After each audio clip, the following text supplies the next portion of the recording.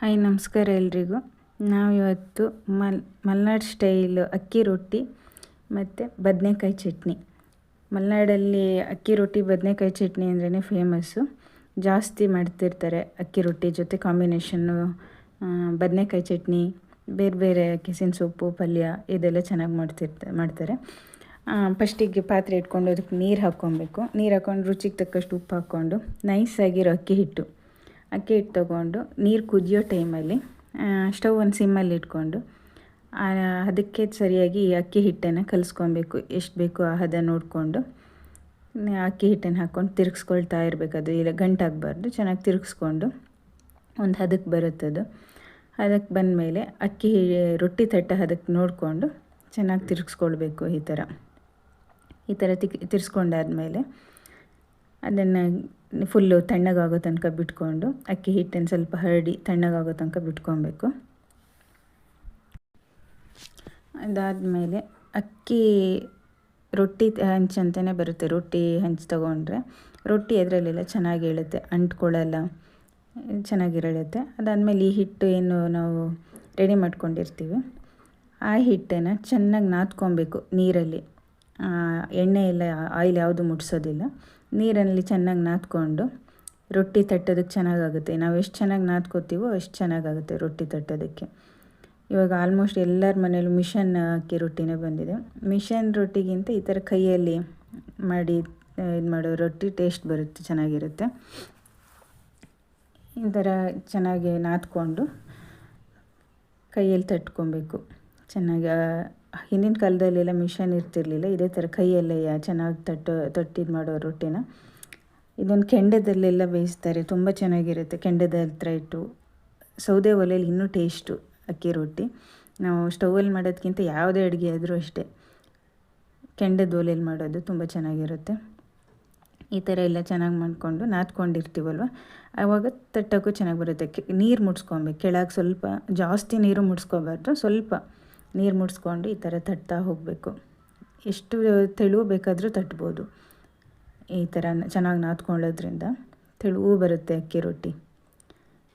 ಊರಲ್ಲೆಲ್ಲ ಇದನ್ನು ತುಂಬ ಚೆನ್ನಾಗಿ, ಕೆಂಡದಲ್ಲೆಲ್ಲ ಆದರೆ ಇನ್ನೂ ಚೆನ್ನಾಗಿ ಬರುತ್ತೆ ನಮ್ಮ ಸ್ಟವ್ಗಳಿಗಿಂತ. ಚೆನ್ನಾಗಿ ತಟ್ಕೊಬೇಕು. ನೋಡಿ ಎಷ್ಟು ತೆಳುವು ಬಂದಿದೆ.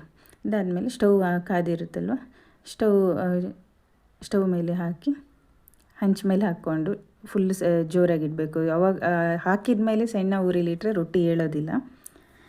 ರೊಟ್ಟಿ ಹಂಚಿಗೆ ಹಾಕ್ಕೊಂಡ್ಮೇಲೆ ಫುಲ್ಲು ಜೋರಾಗಿ ಉರಿ ಇಟ್ಕೊಂಡು ಸುತ್ತ ಬೇಯಬೇಕಲ್ವ, ಚೆನ್ನಾಗಿ ಬೇಯುತ್ತವಾಗ. ಈ ಥರ ಎರಡು ಸೈಡು ಮಗ್ಚು ಹಾಕ್ಕೊಂಡು ಚೆನ್ನಾಗಿ ಬೇಯಿಸ್ಕೋಬೇಕು.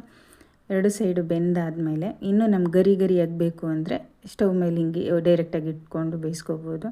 ಇಲ್ಲ ಬೇಡ ಹಾಗೆಯೇ ಸ್ಮೂತಾಗೇ ಇರಲಿ ಅಂದರೆ ಅದೇ ಹಂಚಿಂದ ತೆಗ್ದ ತಕ್ಷಣ ಹಾಗೆ ತಿನ್ಬೋದು. ಗರಿಯಾಗಿದ್ದರೆ ಚೆನ್ನಾಗಿರುತ್ತೆ. ಇದ್ರ ಜೊತೆಗೆ ಬದನೆಕಾಯಿ ಚಟ್ನಿಗೆ ಬೇಕಾಗಿರೋ ಐಟಮ್ಸು: ಹಸಿಮೆಣಸಿನ್ಕಾಯಿ, ಒಂದು ಈರುಳ್ಳಿ, ಸ್ವಲ್ಪ ಜೀರಿಗೆ, ತೆಂಗಿನಕಾಯಿ ತುರಿ, ಹುಣಸೆ ಹುಳಿ ಸ್ವಲ್ಪ ನೆನೆಸಿರೋದು, ರುಚಿಗೆ ಎಷ್ಟು ಬೇಕೋ ಅಷ್ಟು ಉಪ್ಪು, ಮತ್ತು ಬದನೆಕಾಯಿ, ಈ ದಪ್ಪ ಬದನೆಕಾಯಿ ಚೆನ್ನಾಗಿರೋದು ನೋಡಿ ಆರಿಸ್ತಿರ್ಬೇಕು. ಜೊತೆಗೆ ಚಿಕ್ಕದಾಗಿ ಕಟ್ ಮಾಡಿರೋ ಈರುಳ್ಳಿ. ಬದನೆಕಾಯಿನ ತೊಳೆದ್ಬಿಟ್ಟು ಅದನ್ನು ಒರೆಸ್ಕೊಂಡು ಸ್ಟವ್ ಮೇಲೆ ಚೆನ್ನಾಗಿ ಬೇಯಿಸ್ಕೊಬೇಕು. ಅದು ಫುಲ್ಲು ಒಳಗೆಲ್ಲ ಬೆಂದುಬಿಡುತ್ತೆ. ಹಳ್ಳಿ ಕಡೆ ಆದರೆ ಇದನ್ನು ಕೆಂಡದಲ್ಲಿ ಬೇಯಿಸ್ತಾರೆ. ಕೆಂಡದಲ್ಲಿ ಬೇಯಿಸಿದಾಗ ಬೇಗ ಬೆಂದುಬಿಡುತ್ತೆ. ಇಲ್ಲಿ ಕೆಂಡ ಇಲ್ಲ ಅದರಿಂದ ಸ್ಟವ್ ಮೇಲೆ ಈ ಥರ ಚೆನ್ನಾಗಿ ಬೇಯಿಸ್ಕೊಬೇಕು. ಫುಲ್ಲು ಮೇಲೆಲ್ಲ ಬ್ಲ್ಯಾಕ್ ಆಗುತ್ತೆ, ಒಳಗೆ ಚೆನ್ನಾಗಿ ಬೆಂದಿರುತ್ತೆ. ಅವಾಗ ಚೆನ್ನಾಗಿ ಬೇಯಿಸ್ಕೊಂಡು ನೋಡಿ ಈ ಥರ ಬೆಂದುಬಿಡಬೇಕು. ಈ ಮೇಲ್ಗಡೆ ಸಿಪ್ಪೆ ಎಲ್ಲ ಫುಲ್ಲು ಸುಟ್ಟಿರುತ್ತೆ, ಒಳಗಡೆನೂ ಚೆನ್ನಾಗಿ ಬೆಂದಿರುತ್ತೆ. ಅವಾಗ ಫುಲ್ ಈ ಥರ ಬೇಯಿಸೋದ್ರಿಂದ ಚೆನ್ನಾಗಿರುತ್ತೆ. ಕೆಂಡದಲ್ಲಿ ಹಾಕಿದ್ರೆ ಇನ್ನೂ ಟೇಸ್ಟ್ ಅದು.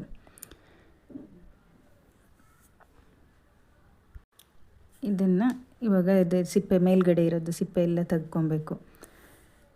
ಸಿಪ್ಪೆ ಎಲ್ಲ ತೆಗೆದಾಗ ಒಳಗೆ ಚೆನ್ನಾಗಿ ಬೆಂದಿರುತ್ತೆ. ನೋಡಿ ಈ ಥರ ನೀಟಾಗಿ ಬೆಂದಿರುತ್ತೆ. ಇದು ಸ್ವಲ್ಪ ಮೇಲ್ಗಡೆ ಚೆನ್ನಾಗಿ ಹಸಿ ಇದ್ದಂಗೆ ತೆಗೆದ್ರೆ ಈ ಥರ ಸಿಪ್ಪೆ ಬರೋದಿಲ್ಲ.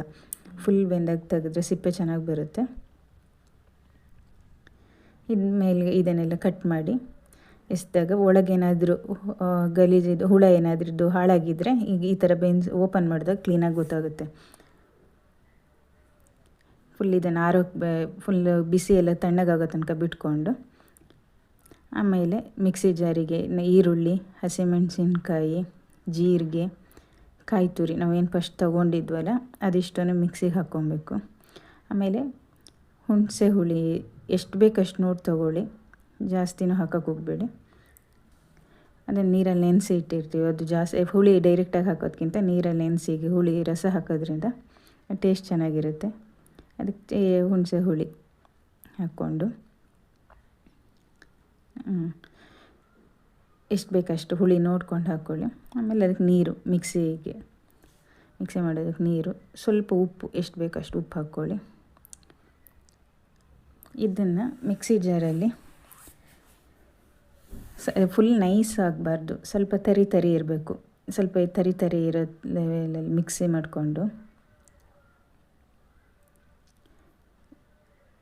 ಮಿಕ್ಸಿ 1 ರೌಂಡ್ 2 ರೌಂಡ್ ಬರ್ಸ್ಕೊಂಡ್ಮೇಲೆ ಇದಕ್ಕೆ ಡೈರೆಕ್ಟಾಗಿ ಬದನೆಕಾಯಿ ನಾವು ಏನು ಸುಟ್ಟು ಅದನ್ನು ಕ್ಲೀನ್ ಮಾಡಿರ್ತೀವಲ್ಲ ಅದನ್ನು ಹಾಕ್ಕೊಬೇಕು ಮಿಕ್ಸಿ ಜಾರಿಗೆ.